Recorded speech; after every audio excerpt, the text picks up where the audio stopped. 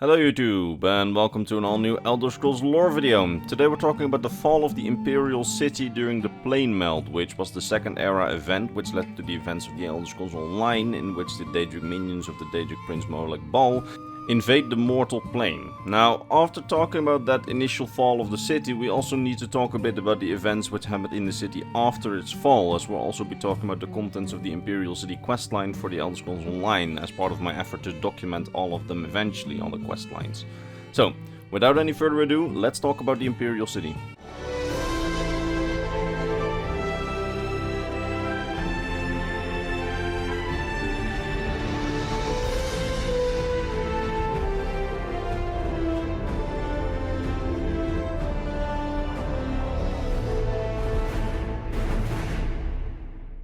Now, before we can talk about the Daedric invasion of the Imperial City, you need to understand some of the wider historical context going on Tamriel at that point in the Second Era. You see, just 2 years earlier, the non-dragonborn Emperor Varen Aquilarius had attempted to light the dragon fires and had attempted to become dragonborn himself through a supposed ritual that the mage Menemarco knew. But, as most of us know by now, Menemarco turned out to be a betrayer, and this ritual, instead of turning Emperor Varen dragonborn and lighting the dragon fire, safeguarding Tamriel from the forces of Oblivion, the ritual shattered the barrier between the mortal plane and Oblivion, which weakened Tamriel and putting it in a prime position to be invaded by Daedric forces. This event became known as the Soul Burst, and while no immediate invasions by the Daedra happened, one Daedric prince, the Daedric prince of domination, Molag Bal, worked with Menemarco, and that day started the machinations which would lead to Tamriel being invaded by his minions and assaulted by his Dark Anchors, which were designed to pull the mortal plane into his own plane of existence, Cold Harbor, so he would rule both.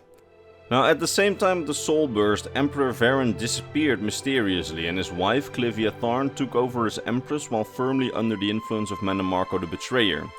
Under Clivia, the Empire then invaded neighboring nations in fruitless and erratic wars, angering their neighbors, and eventually leading to the three alliances of the continent of Tamriel, the Altmeri Dominion, the Ebonheart Pact, and the Daggerfall Covenant, invading Cyrodiil to place their own ruler in the central province, dispelling the Empire and achieving domination on Tamriel. Now, this all plays in the background of the Imperial City's invasion, and if you could not fully follow this criminally short recap of events, I highly recommend checking out my long video on the Elder Scrolls Online main quest, where I also cover the ultimate fate of Emperor Varen and the subsequent events of Molag Bal's schemes across Tamriel. That video is in the description if you need a refresher. Alright, so we have a Daedric prince scheming in the background, and Cyrodiil being invaded from three sides with an empress on the throne under the influence of the Betrayer, who also works with the Daedric prince after the empire has been weakened due to several lost wars. Predictably, this is not a great state for the Empire to be in, so the Empire did not last very long against a war on three fronts as each alliance advanced on the Imperial City, and soon all legions of the Empire were forced to retreat to the Imperial City and its Isle, which was basically the only place that the Empire could still realistically defend with its resources against overwhelming opposition forces. But that stand in the Imperial City was also not to last very long, as when the alliances approached the Imperial City, Dark Anchors, the contraptions designed by Molag Bal to suck the mortal plane into his own realm of Oblivion, fell from the sky, and Daedric minions started to swarm the Imperial City and started to besiege it. Now, the siege of the city was relatively short. While it seems that the Imperial Legion in the city held out for some time, or for at least a few days, as we know that Empress Regent, Clivia Tharn, made the situation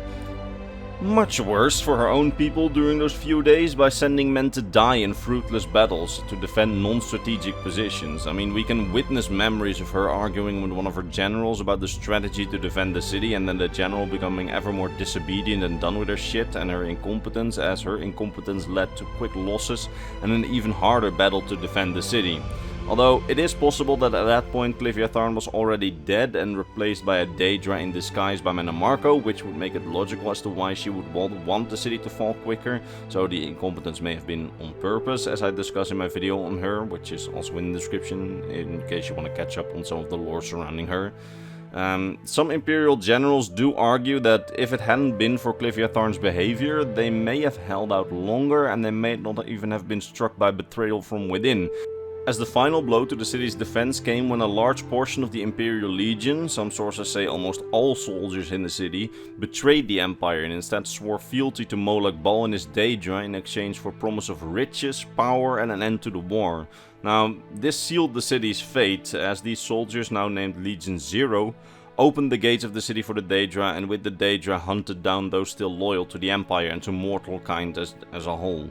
Now, it's important to make mention of the fact that not all of the soldiers defected willingly. Some of them just had to follow their commander's orders on the threat of execution, so it's very likely that a majority of the soldiers secretly disagreed or were uncomfortable with it, but they were just following the orders of their commanders, which had chosen to side with Molag Bal out of their own gains. But soon these soldiers too would fall fully under Molag Bal's influence, as the Daedra forced the members of Legion Zero to drink this strange clear blue potion which tasted like decay and corrupted the mortal minds of the Legion Zero legionnaires, turning them erratic and aggressive, and eventually took their free will away completely until they became so-called mind-shriven, which were fully under the control of Molag Bal, not much more than the soulless soul-shriven which work for Molag Bal in his realm as slaves. So much for riches and power that was promised. Some tried to actually fight Legion Zero and the Daedra, but it was a small minority against overwhelming majority, and soon almost every bit of resistance was gone from the city, and the city fell in the hands of the Daedra. But at that point, the three major alliances of the continent, which had been advancing on the city before the Daedric invasion, had finally succeeded in reaching the city.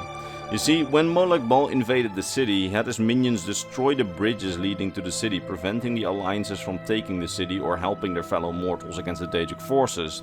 However, with the bridges taken out, the Alliance armies instead found their way into the city through the ancient sewer complex underneath the city. This then transformed the city into a meat grinder, as the Altmerry Dominion, the Daggerfall Covenant and the Ebonheart Pact and Molag Bal's Daedric forces and Legion Zero started a four-way battle in an attempt to gain control over the city. And that's how we as the player actually find the city in the Elder Scrolls Online, overrun by Daedra and foreign armies, its buildings crumbling and the few citizens that are left either fled, holed up in their decaying houses, sheltering with the alliances in their bases, or being enslaved by the Daedra and forced into the servitude of Molag Bal. The city is a battle zone, and honestly one of the most annoying places to do quests, as not only do you have to deal with the Daedra, but also with players from three alliances who try to kill you whenever they see you. Hans shot verse 71 of the Ebonheart Pact. I was just trying to do quests. I wasn't doing anything to you or your precious PvP Alliance objectives. You're right in your Star Wars opinion, but please, why could you not leave me alone while I was questing? This video took 2 weeks to make, just because of you. But seriously, it can be near impossible to complete the quests of the Imperial City questline, even though it's honestly one of the better questlines in the game. But it's just ruined by the fact that you get killed by PvPers at every turn, so that's why I also want to talk about that questline here, so you don't have to go through the pain and the headaches to complete this questline. They just keep killing you, they keep doing it. I pose no threat to them, but you know, fine, let's talk about the questline. When you enter the Imperial City, you meet one of the game's most unique characters, the Drake of Blades. She is this very socially awkward member of the Dragon Guard who really does not enjoy talking to people and usually avoids talking to people entirely. She is very skilled in combat, but has been born with a strange gift of sensing other people's dispositions, such as when they are lying, anxious, or plotting something when she looks at them. This has driven her to be really socially awkward, and it tends to all become a bit much for her after a while. Interactions with her usually are hilarious, as she can be really honest and upfront, calling you an idiot at one point for example, or straight up asking you, are you an idiot? Unironically, but at the same time she can be really anxious and unable to gauge your emotions, which makes it pretty funny. I mean, the developer said that she would be on some Tamrielic version of the autistic spectrum, which would make sense, and it made for a very memorable character in my opinion. Now, she ended up in the Imperial City during the war, but she didn't side with any of the alliances, instead trying to follow Molag Bal's plans and trying to help the few remaining citizens of the city to safety. Now, she tells you that she knows that Molag Bal is planning something big in the city and that she needs your help to find out what it is. Why your help? Well, because you are, according to her, the only one who can see the bigger picture and abandon the war effort for a second to actually do something useful. Now, you and her then explore the 6 districts of the city, each of which has the mini standalone story, which ranges from helping strangely immortal Imperial soldiers resist the Daedra and Legion Zero, to working with a Legion Zero insider who is trying to resist becoming mind-shriven, to playing spy in their ranks, to helping a priest escape Daedric capture. Now, over the course of this story, you find out that just before the Daedric invasion, a mysterious old scroll was found in the library. It's not an Elder Scroll, but a scroll of mysterious power nonetheless. Now, that scroll is being searched for by the Daedra of Molag Bal on his behest, but unknown to them, it came into the possession of a group of legionnaires. Now, it turns out that the scroll made these Imperial legionnaires I mentioned earlier immortal, making them able to resist the forces of Molag Bal in the city and keep a hold of their stronghold at least for a time, as the scroll's power keeps resurrecting them every time they die.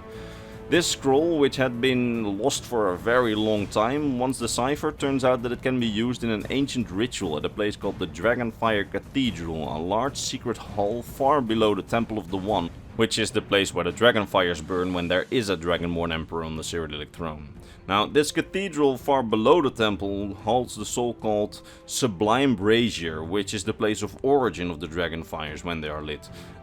Let me try to explain this in the least confusing way, because from how I understand it, the Dragonfires can be lit by a ritual in the Temple of the One, using the Amulet of Kings by a Dragonborn who was chosen by Akatosh. Now, this thing, the Sublime Brazier, lies deep underneath the Temple of the One, and acts like the lighter of the Dragonfires. When a Dragonborn stands in the Temple of the One with the Amulet of Kings, and then enacts the ritual to light the fire, the Sublime Brazier is the thing that shoots up the spark to the temple which leads to the fires. It's like the kindling of the fire. And it turns out that as long as the brazier stands tall, any new Dragonborn can come with the Amulet of Kings to the Temple of the One to relight the dragon fires, and Tamriel will be safe from the Daedra. So Molag Bal's plan, as you discover during the questline, is to destroy the Dragonfire Cathedral and the Sublime Brazier, so that even if a Dragonborn is found and he or she possesses the Amulet of Kings, the mechanism to produce the spark is destroyed so that the Dragonfires may never burn again. Now, obviously you need to stop this from happening, and luckily that same scroll also describes a process of creating a Guardian of the Brazier, which involves giving a mortal near godlike powers of Akatosh and an endless life to protect the brazier. But that mortal will then be bound to the cathedral and to the Dragonfire's fate, unable to ever get out, forced to live a life where they can only exist inside the Dragonfire Cathedral. When you then hear that Molag Bal's Daedric forces are very close to breaching the cathedral and thus destroying the brazier, the Drake of Blades volunteers to become one of these immortal guardians of Akatosh. And together with the allies that you've made during the questline, you two descend into the depths towards the Dragonfire Cathedral. There, the priest that you rescued starts on the ritual to make the Drake of Blades one of these immortal guardians, while you and the soldiers that you helped hold off the Daedric hordes trying to breach the cathedral until the ritual is complete. And the Drake of Blades, after the ritual, now imbued with Akatosh's divine power, raises a holy fire which burns away all the Daedra attempting to invade the cathedral, defeating them permanently and once more closing the entrance to the cathedral. There's then a final goodbye, as you and the allies leave her behind in the temple after she tells you that she contacted some other former Dragon Guard members before you left for the cathedral, and asked them to make sure that nobody ever finds the cathedral again after her sacrifice. And when you ask her if she's going to be alright by herself for basically eternity, she assures you that she will be fine, as for her new powers also brought her into true contact with the cathedral, which quote-unquote contains more than it seems and will keep her busy for a very long time. However, despite that, she is a bit sad to say farewell and tells you that even though she will live a very, very long time as an immortal guardian, she will never forget you. That ends the questline of the Imperial City, and it's honestly one of the better ones in the game, and it has a nice mystery feel to it. And honestly, retelling it like this, it's maybe not that great, but it's just really memorable, and honestly that becomes even more so due to every interaction with the socially awkward Dragon Guard member, because that makes the questline especially very memorable. I can highly recommend playing it yourself on a really early morning when there's nobody online on the EU server, or maybe in your case maybe the American server, because other Alliance players will kill you at every turn if you're online, even though you're just doing PvE content. Like, I will never forgive or forget you, Hanshot First 71. This guy kept almost spawn killing me. Like, I don't know why, but he just waited at the quest objective just to kill me, it seems, even though I didn't have any Telvar stones anymore. I have a new arch nemesis next to Bottle Todd, it seems. But with that said, for now, all that rests me is to thank you for watching. I hope that you learned something new about the Elder Scrolls lore today, and if you did, maybe consider returning next weekend when I probably make another Elder Scrolls lore video. And finally, it's time for me to vocally thank my top Patreon supporters, Mr. Bernardo Binda, Gabriel Binda, Polaris Putin, Athena Hyotis, King Chris, Bolt, Scribe of the Scrolls, Doji, Fenrir, Sword of Bushido, Rakai, Sarmikal, and Mr. Christmas. It's thanks to all these people and all the others on screen that this channel stays alive, and for that I'm very grateful. That said, I hope to see you all in the next video, which will likely be the channel anniversary video. Be ready, it's something.